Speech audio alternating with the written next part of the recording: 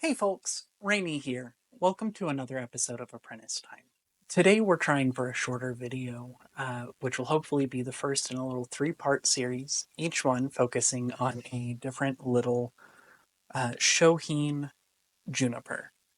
These are Kishu junipers that I picked up from a vendor who has definitely put time and effort into developing these to the point where they're at. When we get going here, I'm going to start by taking out anything that's obviously dead, any yellow tips, and any crotch growth. But other than that, I'm going to be very frugal with my cuts. I want to keep what's there, and if needed, I can try to build more desirable growth out of it down the road. But junipers aren't going to back bud on old wood. It's just not going to happen. So we want to preserve that foliage. It would be much better to keep an offshoot we don't need for a few years and let it add to the length and either shape it to what we need or redirect a different branch to fill that void than it would be to get rid of it. At this stage, everything we leave is ultimately going to add to the character of the tree, but also give it that illusion of being full, even though there's not much foliage to work with. All right, let's get to it. Before I make any decisions on how I'm going to style this tree, I'm just going to come through with my scissors and clean things up a little bit. I'm not going to be removing branches or anything unless it's flawed growth, like growing out of a crotch or it's dead coming out underneath. With Shohin, really I want to leave as much as I can to build the tree out of. And also it gives it space to grow and evolve over time.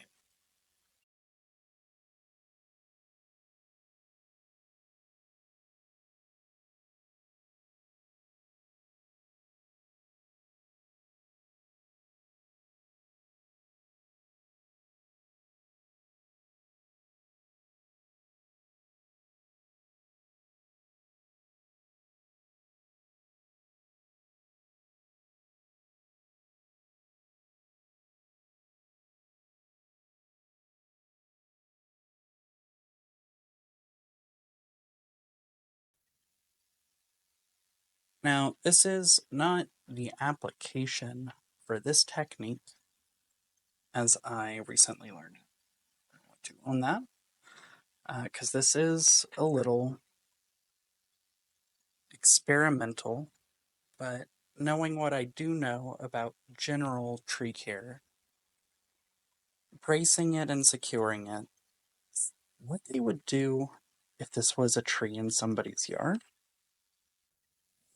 Okay, so I'm not imparting any movement with this aluminum wire. Really, I just wanted to make sure that it was secure here.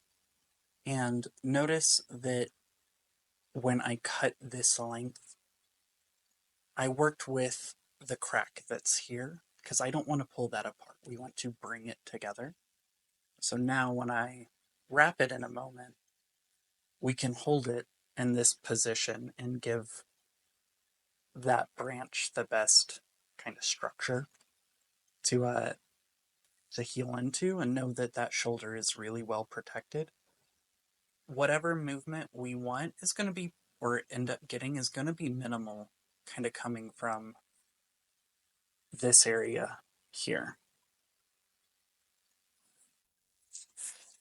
Okay, so I've got approximately 2 feet of flagging tape here. That's probably a lot more than we'll realistically need. But this stuff is cheap, and I know I can very easily shorten it to whatever point I want to. Now that this knot is secure, we're going to just wrap it around the wire. As much as I can, I'm trying to keep it from bunching over on itself. It's just for aesthetic purposes, but it helps to hide this knot a little bit better. Now that I've gotten into this other armpit, I'm just going to secure the shoulder where it's broken as much as I can.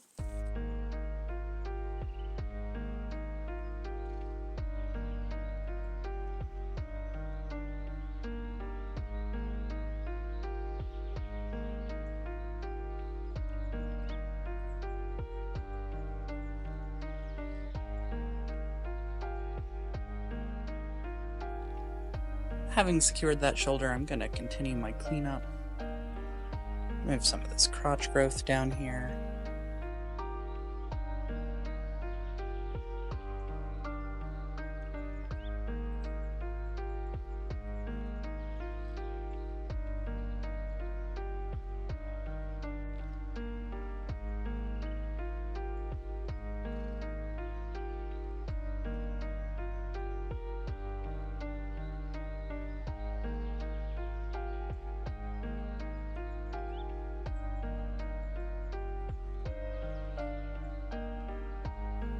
Now that I've finished cleaning up the tree, I have picked my front. I've got it set here with some wooden blocks so that I don't lose the angle it's at, and I'm gonna follow the standard process. Just start at the bottom, work my way up on the tree. Okay, moving up the tree, I've got a piece of 14 gauge here. Now I'm gonna marry really my two branches. So this one's gonna go down. The one we put the brace on, we want to continue that upward movement.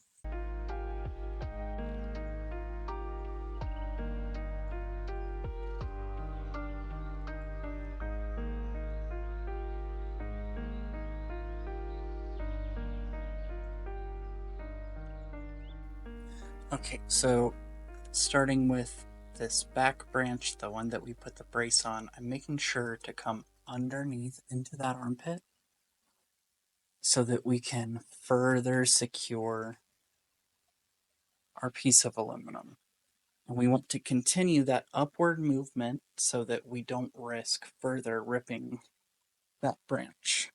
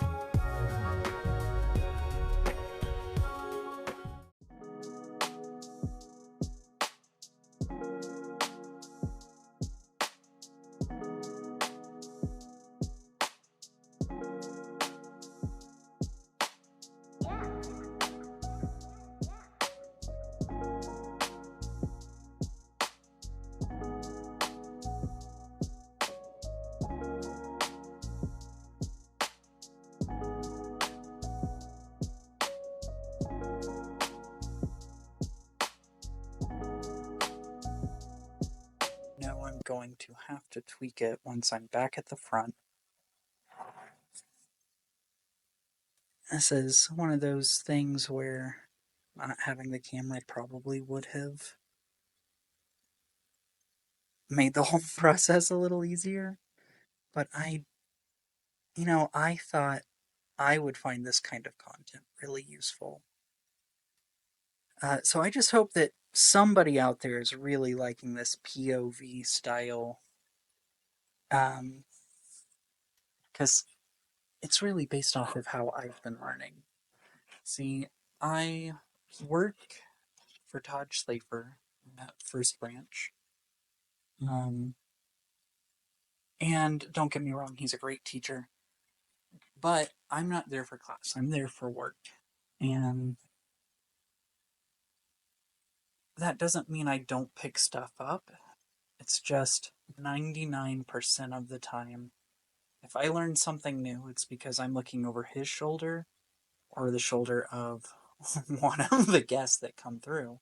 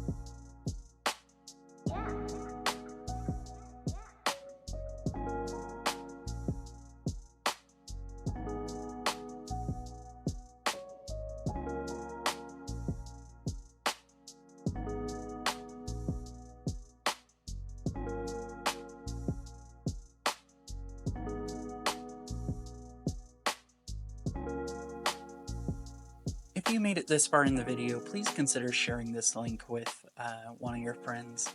I know it's probably not going to be too exciting for anybody that's been doing bonsai for a while, but someone just getting started out might really appreciate knowing how you can handle this kind of material. Okay, before I call this tree done, I just want to do a little bit of cleanup on these jins. Don't know how crazy I'm going to go with it, but at the very least, I'm going to peel some bark and shorten them a little bit. Personally, I'm a big fan of hand carving. I know not everybody enjoys it, but I find it to be a very peaceful process. There are all sorts of hand tools you can use. This is the Kishu Juniper I tool is what they call it. There are all sorts of similar products out there. Most of them are specialized with just one sort of blade. Some are meant for left-handed use, right-handed use. I'm being very careful. I don't want to use too much force, gouge into the jin, or lose control and gouge into my finger. It's not pleasant. Trust me, I've done it a couple times. Haven't needed stitches yet. I'd like to keep it that way. And I think that starts with being mindful of the fact that this is a very sharp knife. And this is not the tool for the job. This break is pretty old, so the bark's not wanting to come off. Instead of dragging a knife towards me, towards the camera, towards my thumb, I'm going to move to a safer tool. Now, I like this one because it's got 3 cutting surfaces. So I can come in like this, or like that. Okay. So I finished stripping.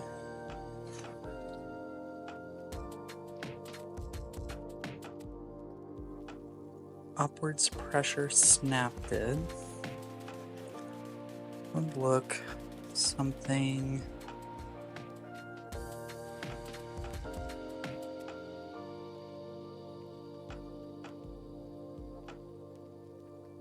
Let's see. It's like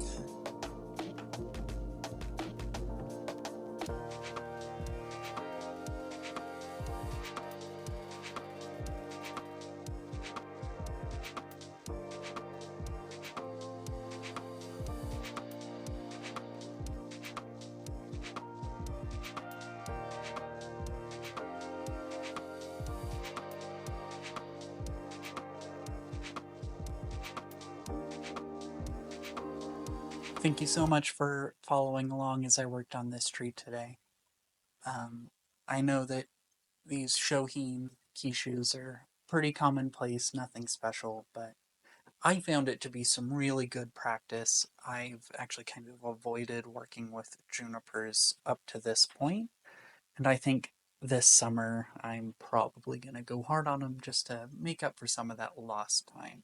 Hey folks, thanks for following along with me today. I hope you found the POV style helpful. If you have any questions, please leave them in the comments section below. Otherwise, please like and subscribe. It'll really help with growing the channel. It would mean a lot to me and my support of Beyonce. Also, if anybody has any advice on how to re-rig my camera system, I would love to hear it. I'm using a GoPro and it's usually about 4 inches under my chin. Makes it kind of difficult to make sure you guys can see where my hands are and not hit the tree. I'm hoping it gets a little smoother with time, but it is resulting in a lot of useless footage. I'm all ears if anybody has any recommendations. Anyways, thanks for watching. You have a great night.